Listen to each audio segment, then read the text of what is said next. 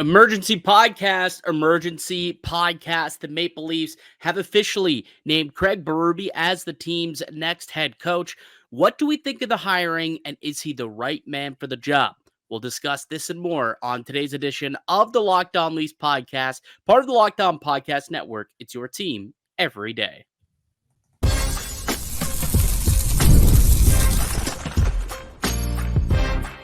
You're Locked On Maple Leafs, your daily podcast on the Toronto Maple Leafs.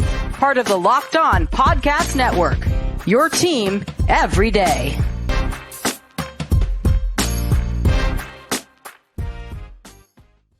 Hello and welcome into the Locked On Leafs podcast, a bonus podcast you're getting here on a Friday afternoon after the Maple Leafs drop some big breaking news ahead of the long weekend. It's Mike DiStefano and David Morassutti with you, the hosts here on the Locked On Leafs podcast, which is brought to you by Gametime. Download the Gametime app, create an account, use the code Locked On NHL for $20 off your first purchase. Terms apply. So it's official. We've been talking about it for the last week now, where it seems like things were leaning towards Craig Berube being the next head coach of the Toronto Maple Leafs. There was some slight discussion about possibly could they wait on Rod Brind'Amour, but it sounds like the Leafs were already kind of thinking Berube's our guy. And today it's been named. It's officially official. He has been named the team's 32nd head coach in franchise history. Craig Berube signing a reported 4-year deal with the team. I guess now that we know that it's official, or do you think the Leafs made the right decision, Dave? Based on the candidates available to them, I think they did. Right. Okay. I know we just did a whole podcast talking about Rod Brind'Amour, but here's the thing: we don't know if Rod Brind'Amour would have been available, and I think the Leafs probably didn't want to take that chance. Well, and as I mentioned on the pod, there's a possibility that Berube still would have been their top choice. When we talk about what the Leafs are getting in Craig Berube, I don't know if it's Berube or Berube, by the way. We're going to have to get clarification on that. I feel like I've flip-flopped on that twice. What are we going to go with here? Berube or Berube? How about you go with Berube? I'll go with Berube. And then at least we need to align ourselves on the pronunciation here. But I've heard it's been said both ways, depending on who says it, which is the problem. Why don't we go with Craig Berube? Let's go with Berube. Let's go with Berube. I feel like that's probably the most. Okay, so Craig Berube is the next head coach here, the Toronto Maple Leafs. Now that we've got that settled, for now. What can he bring to the Toronto Maple Leafs? What does he bring to this team? How is this a change? How is he going to get the best out of this group, you think? I think it's just accountability, right? And finding ways to push buttons in ways that maybe weren't being pushed before. It's one thing to yell at players to play better and things like that. It's another thing to actually give them honest feedback, not holding back on that feedback, right? Maybe at times Sheldon Keefe was hard on the players. As I said, I watched that Amazon series. He didn't say, you guys will get better at this. He yelled at them. He swore at them. Yeah. But it's how you do it, right? It's the type of message. I mean, Sheldon, every second word in that Amazon doc from Sheldon Keefe was a swear word. So that's maybe it's the way he talks. I just think it's that honesty he's going to bring to those guys, and honestly give them, I think, a dose of reality, right? He's not going to sugarcoat anything to these players. Yeah, the two things that stick out in my mind for what Berube can bring to this team and to this locker room and to the culture ultimately, which does need a little bit of a sprucing, is what you said, accountability. I think he's definitely going to bring that, and a winning pedigree, which, to me speaks volumes. I don't know what anyone else's opinion is on guys who've done it before, but for me, if you've got a championship, it shows to me that you know what it takes to get there. And I would love to be a sponge and to listen to that guy. That's how you get buy-in from your players, and that's something that he's going to be able to command. And through that, I think you'll see some guys start to play a bit of a different way, because what we'll also see is a different style of hockey under Craig Berube, I think, than what we saw under Sheldon Keefe, right? Not to say that it's going to be completely different and they're going to, turn into the 95 Devils here, or they're going to play, like Todd McClellan hockey from earlier this season when he was with LA. I still think that they're going to be an intriguing team to watch. But I think that it's going to look more like, I guess, what you saw in games 5, 6, and 7 of the playoffs this year, where, yes, they obviously want to score goals, but they need to make sure that they're taking care of their own business on their own end, and they're playing also on an edge. Like he's going to have an edge to him, and he wants players who are going to play with an edge as well. So I think we're going to see a bit of a different look to the Maple Leafs based on both personnel and, systems in a way. And we can get to that in just a moment. But to me, it's the two things are accountability and a winning pedigree. A couple of people who know Craig Berube pretty well have come out and they've put out some tweets, or they've spoken with some media members and asking for their thoughts, I guess, on the firing and how Berube would do in Toronto. Do we want to hear from Andy Strickland first? Let's hear from Strickland, who's very plugged in when it comes to the St. Louis Blues. He's the eyes and ears of that organization. This is what he had to say when asked about Craig Berube and what he could do for this team. I don't know if you want to bring it up there, Dave. Yep. Read it. Toronto fans, don't confuse Craig Berube's role as a player for not having an elite level hockey knowledge. He's the guy you want behind the bench for a team ready to win now. He's all about team. Some players may see their individual numbers reduced if it means that's what's best for the team. And that's the accountability that we're talking about here. Let's switch these up. Bam. Now our names are proper. Oh, wow.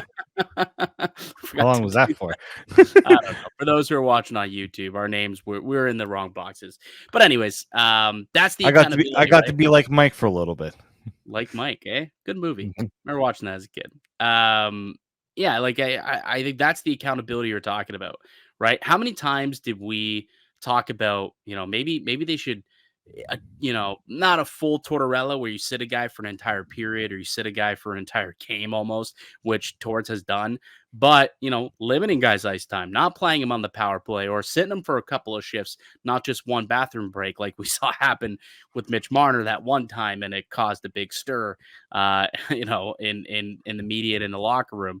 He's going to take accountability for his players. I think that's going to go a long way. He's going to demand greatness. He's going to demand your best on both sides of the ice. If you're not giving it to him, you're not going to play. And I think that should be how it is. Like, you're paid millions of dollars to go out there and give it your all, play to the best of your ability. If you're not doing that and the coach sees it, I don't mind him, pulling the reins back on some people or on the minutes and playing the guys who do want to give it their all. I mean, I think you look at what's going on in Vancouver and you see that as like a really good blueprint for a guy who demands accountability, a guy who has the buy-in of his players, and essentially is saying to the guys in the room, look, these minutes are up for grabs. Whoever wants them is going to earn them. And, he's gotten the best out of the group out there with what Rick Tocchet's been able to get. I think you're looking at this, you're looking at Berube. He's kind of like a Rick Tocchet type of coach. I think Toronto's thinking, let's follow this Vancouver model because it worked for them really quick, 1 year turnaround. Maybe we can get the same out of Berube with this group here in Toronto. But it's going to take buy-in, and Berube's really good at getting that. So, yeah. And on top of that, like, you look at how the Leafs regular season ended. What was the talk all about? Getting Austin Matthews to 70 goals, which that's a big milestone. But we talked about how that kind of dominated the way the Leafs were playing. Guys were forcing the pucks to him and things like that. I don't know if I blame the coach, because I think that Keefe didn't want that. Keefe was like, this is a distraction. Like, he called it a distraction right from the get-go, right? Yeah. So I don't know if I look at that as a coaching issue, and if things would be different if Berube was around. Do you think they would have been different? I still think that's a strivable goal that I think any coach would allow Austin to get. I'm not saying he wouldn't have allowed Austin Matthews that opportunity. I just think he would really make it apparent to the guys, like, if you guys are not focusing on doing the right things, I wonder if he would have done it a little differently, how he would have approached the way the players. I don't know. It's mindset coulda, was. woulda, shouldas. I don't know if that Yeah. really is a conversation we need to get into when we talk about that, but because I wasn't there. I imagine Right. Sheldon Keefe wasn't like, yeah, pass the puck to Austin Matthews. Like, he wasn't Will Ferrell, pass the ball to the Italians. You know what I mean? Like, I'm sure he was trying to get them to play their best, but innately they know we need to get him the puck. So I don't know if anything different really could have occurred at that point. So it probably doesn't do us good to get into that. But in terms of like getting guys to buy in and play defensively as a full unit, you know, that's what Berube's going to ask of guys. You know, if he notices that Willie isn't back checking, or if Mitch is still here, Mitch isn't back checking, or you know, anybody really, like if Pontus Holmberg is lazy going to a puck or something, he's going to say something and he's going to act, right? He's just going to limit your minutes. All right, fine. You don't want to go hard for a puck in the corner? Guess who will? This guy will, right? And he's going to go out there and he's going to get pucks for you. You know what I mean? So that's the if type you're not gonna put the full effort in, they're gonna get called out for, like, there was people kind of calling out efforts being made in the playoffs, like looking like you're trying, but actually not trying. Like, those things are not going to happen under Craig Berube. He's going to snuff that out, and you're not going to play. Exactly. Like, it doesn't matter if you're making 11 million, you're making 2 million, you're making 4 million. If you're not playing to the ability that Craig Berube thinks you can play to, then he's not going to put you out on the ice. Like, that's just how he plays. That's how he gets the best out of his guys. There was also another tweet from Colton Parayko, who's a longtime Craig Berube guy, who was played defense with him, obviously, for basically his entire career. And he basically was talking about how not much changed, but the best part about Berube on that championship run that they made, where they went from worst to first, was just the buy-in. Like, the fact that he was able to get the buy-in out of his group and out of the team. And that's what I think this Toronto team needs, is someone who's going to get that out of the group. So there's a lot to like about what Craig Berube can bring to the team. The change of voice, obviously, is what the team is looking for. That winning pedigree, the accountability. I think those are kind of the three things we're looking at in terms of, you know, what Craig Berube can bring to the table. And then there's the other conversation of like, how does the identity of the team change under Craig Berube? Why don't we come back and have that discussion and see how different the look of the team, whether it's the X's and O's, the plays, the schemes, and even the roster and the coaching staff might look with this new hire. So we can get to that on the other side.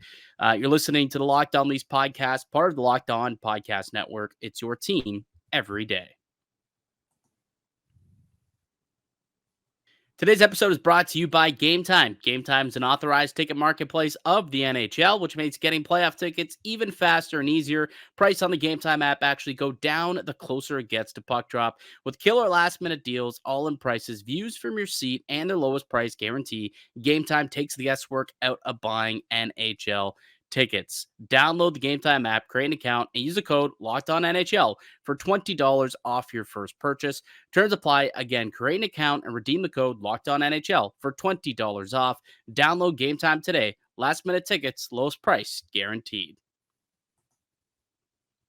Today's show is also brought to you by eBay Motors. Passion, drive, and patience. The formula for winning championships is also what keeps your ride or die alive. eBay Motors has everything you need to maintain your vehicle and level it up to peak performance, from superchargers, roof racks, exhaust kits, LED headlights, and more. Whether you're into speed, power, or style, eBay Motors has got you covered. With over 122 million parts for your number one ride or die, you'll always find exactly what you're looking for. And with eBay Guaranteed Fit, your part is guaranteed to fit your ride every time or your money back. Because with eBay Motors, you're burning rubber, not cash. With all the parts you need at the price you want, it's easy to make your car the MVP and bring home huge wins. Keep your ride or die alive at ebaymotors.com. Eligible items only. Exclusions apply. eBay Guaranteed Fit, only available to U.S. customers. Welcome back into the Locked On Leafs podcast, a bonus episode after the news of Craig Berube being hired as the Toronto Maple Leafs head coach. It's Mike DiStefano and Dave Morassutti with you. And just a reminder, we do have new podcasts that come out each and every weekday, Monday through Friday. You're getting 5 shows a week, all the way through the playoffs and even all the way through the off season, still bringing you Maple Leafs content all the way through. And even when big news like this happens, you'll get some bonus pods. So we're just reacting to the news of Craig Berube about less than an hour ago, as of recording this, has been officially named the Toronto Maple Leafs second head coach in franchise history. Sounds like it is a 4-year deal per Pierre LeBrun of TSN and The Athletic. We know he brings a winning attitude, a winning pedigree. He's won a Stanley Cup before with the St. Louis Blues, brought them from worst to first. It was a true Cinderella story, and he got the team to buy in, and it worked, obviously. And remember who they beat to get there, by the way, Dave, to win the championship? The Boston Bruins. He did. I remember beat the Boston Bruins in a Stanley Cup final. So that is also something that probably should tickle the feet of Toronto Maple Leafs fans. Someone who has beaten the Bruins in a playoff series. I'm curious how much you think things will change, though. Like from going from Sheldon Keefe to Craig Berube, I think we're going to see kind of, I don't know if overhaul is the right answer or is the right word to use here when talking about the roster and how different this organization or this roster and the bench will look with Craig Berube as opposed to Sheldon Keefe. But I do think we're going to see some changes. How do you envision things being different under Berube than they were with Sheldon Keefe in terms of the on-ice product? Yeah, I mean, let me bring up this tweet that Chris Johnson had. I guess he's at the World Champions right now. Colton Parayko's there. Colton Parayko played under Craig Berube, pretty much saying from a technical standpoint, like X's and O's, we didn't really change a whole lot. He just came in and made sure that we put in the work and work together. He got everybody to buy into their roles. So the question I have here is, okay, we know that there's one former assistant on the staff right now. Mike Van Ryn was an assistant in St. Louis. Yep. You wonder if he's a guy that gets retained, what it means for the other assistants. I think the on-ice product, I think it depends on who the assistants are, because when the Blues won the Cup in 2019, Mark Savard was on that staff. The power play was one of the top power plays in the league. I think they were like top 5 in that during that time. So I do wonder, I think the assistants will tell a lot about the X's and O's of what this team does and how much change there potentially could be. I also just expect a team that's just going to play there. He's going to demand, as you said, demand accountability from everybody top to bottom. That's the first and foremost. Yeah. For sure. I think we're going to see a team that probably, they're going to play more of a heavier game. And I think it's going to ultimately. So here's why I believe this. I think you look at when this hiring is being made, right? As of today, May 17th. So you've got from May 17th all the way to the draft and, obviously July 1st to really take a good look at this team. And both he and Brad Treliving can sit there, and I'm sure they started to have these conversations during the interview, but now this gives them all this time to pick apart, okay, what was wrong with this team? What are the flaws here? How can we make it better? What input would you like to make? What guys do you think fit what you want to do and the style that you want to make them play? And then we could target those players. And if we have guys who don't mesh with that, we can look to move on from them and see if it's, trade them away or do whatever, or not re-sign them if they're pending UFAs. And if there are guys who are pending UFAs that they want to retain, like a Joel Edmondson, who also won a Stanley Cup along with Berube when they were at Edmonton, when they were in St. Louis, I'd imagine he'd be a guy who they would like to retain.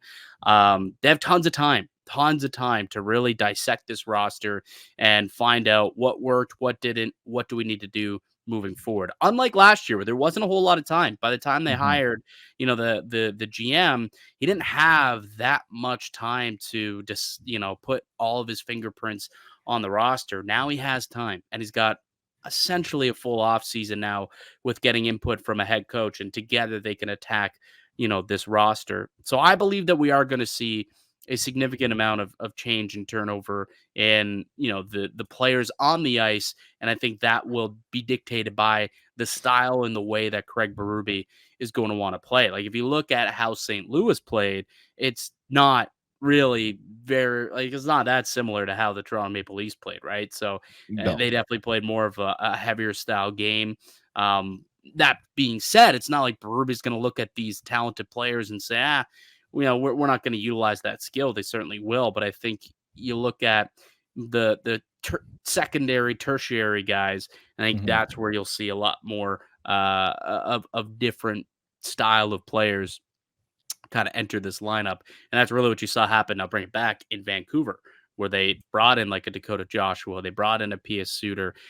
Connor Garland's taken another step, but they brought in a Nikita Zadorov on the back end to Philip Hronek, Ian Cole. Like they made some big time adjustments to their roster based on the recommendations of how the coach wanted them to play.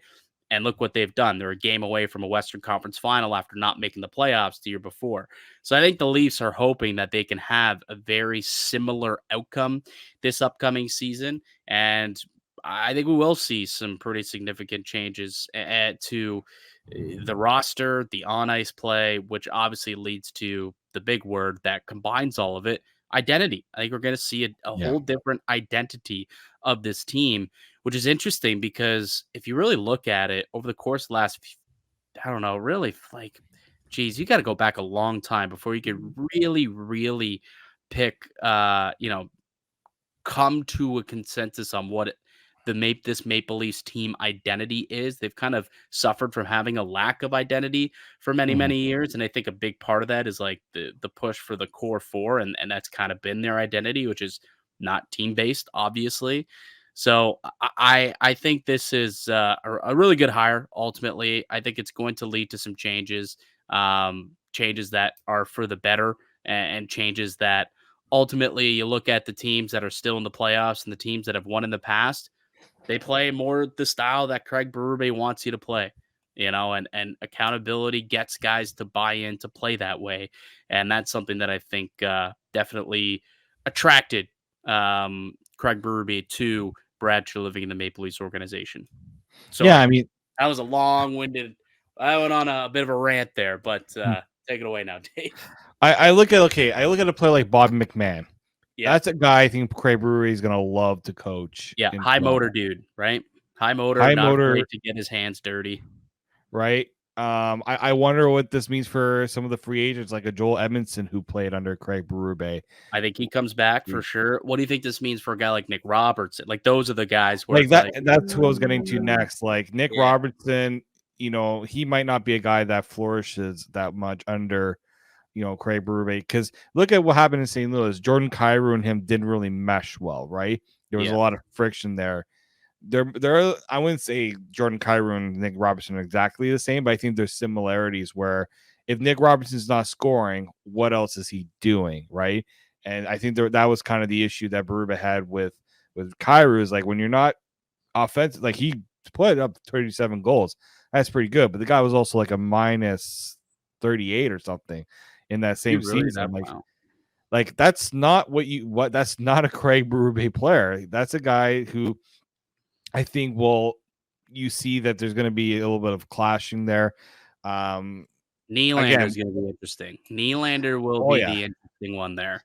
Like if there's a player that's going to test the patience of Craig Berube, it's going to be William Nylander.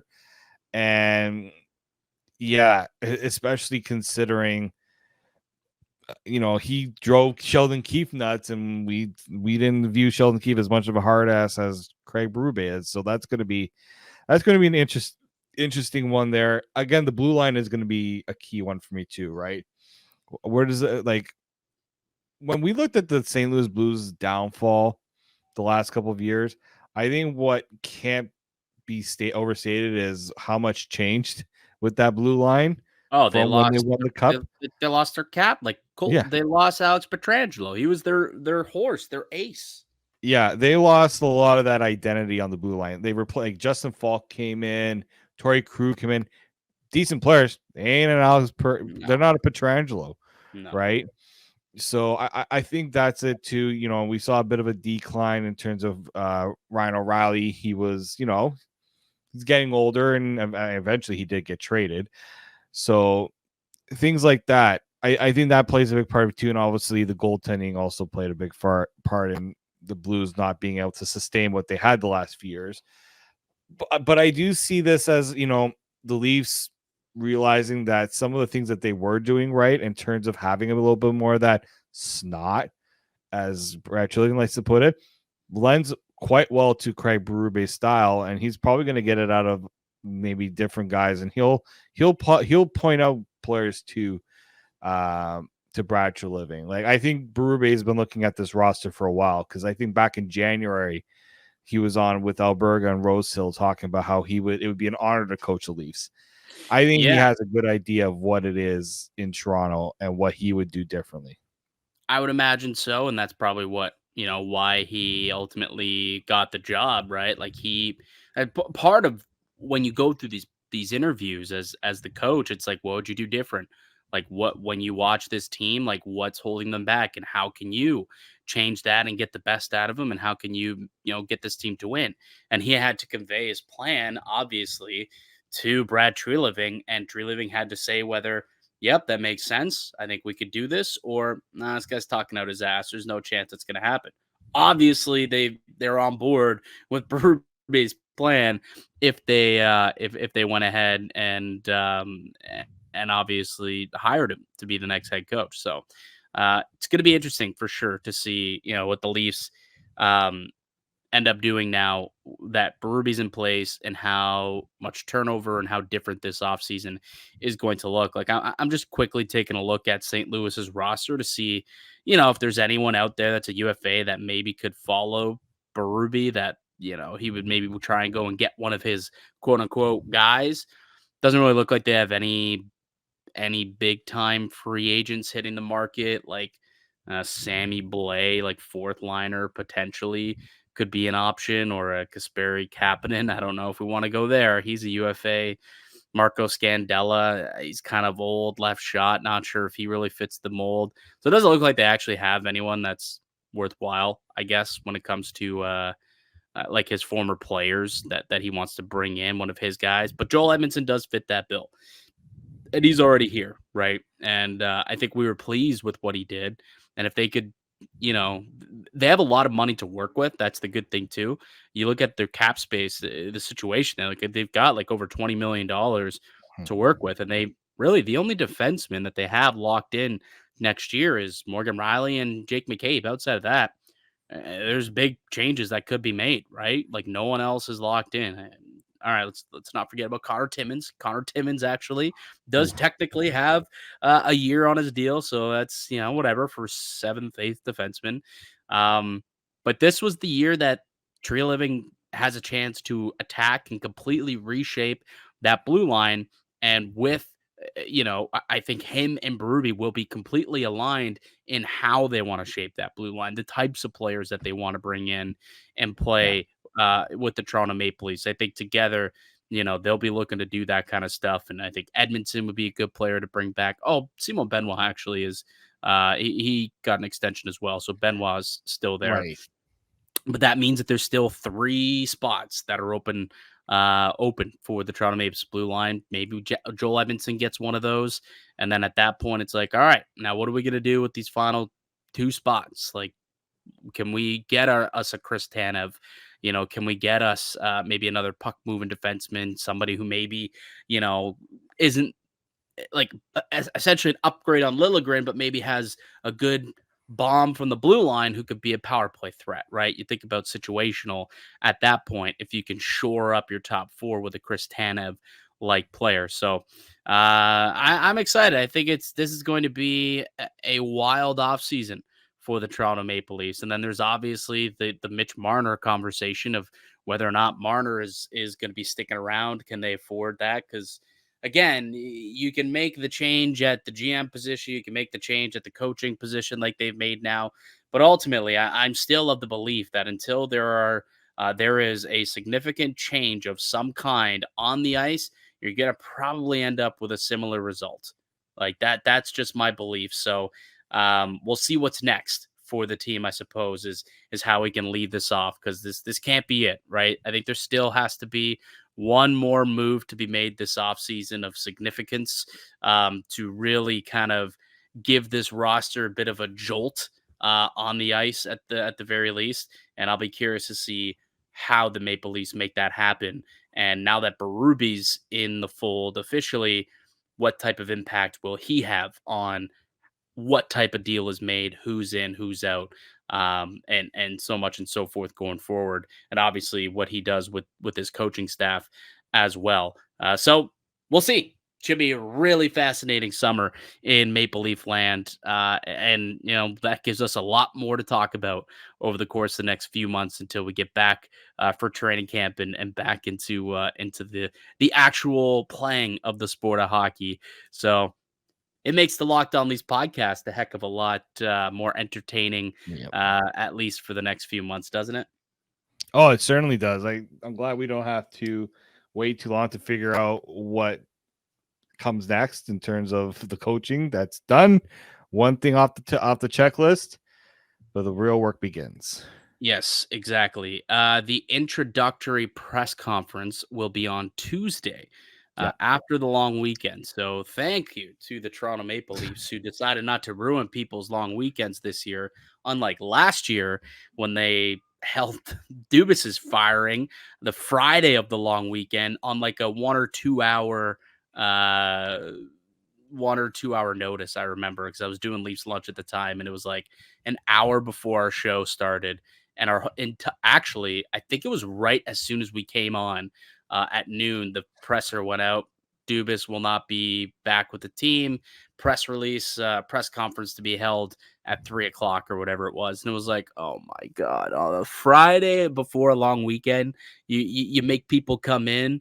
Oh, geez, Louise. So at least the Maple Leafs this year, very, very nice of them to allow everyone to enjoy their long weekend, and then everyone can get back to work on Tuesday.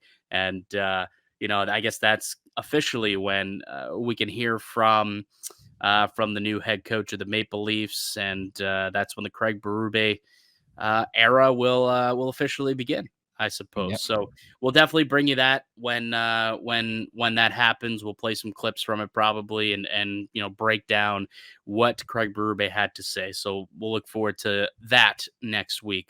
But any final words, Dave, before we head out for the weekend for the second time? No, I think you covered it all. All right, beautiful. So there's the news there. Craig Berube, officially the head coach of the Toronto Maple Leafs. We will break down the press conference next week, and we'll get into what their offseason looks like. We'll take a look at where everything sits from a cap perspective, who's a pending free agent, who should we retain, who should the Leafs let walk, all that content still to come up over the coming weeks here on the Locked On Leafs podcast. So make sure that you are subscribed to us wherever you get your podcast from, and also up on YouTube. But that'll do it for us here today. You can listen, or you can subscribe to us on Twitter at Mickey_Canuck, also at D_Morassutti, and follow the show as well at Locked On Leafs. We'll be back with an episode for you guys on Monday. But until then, keep it locked right here on Locked On Leafs.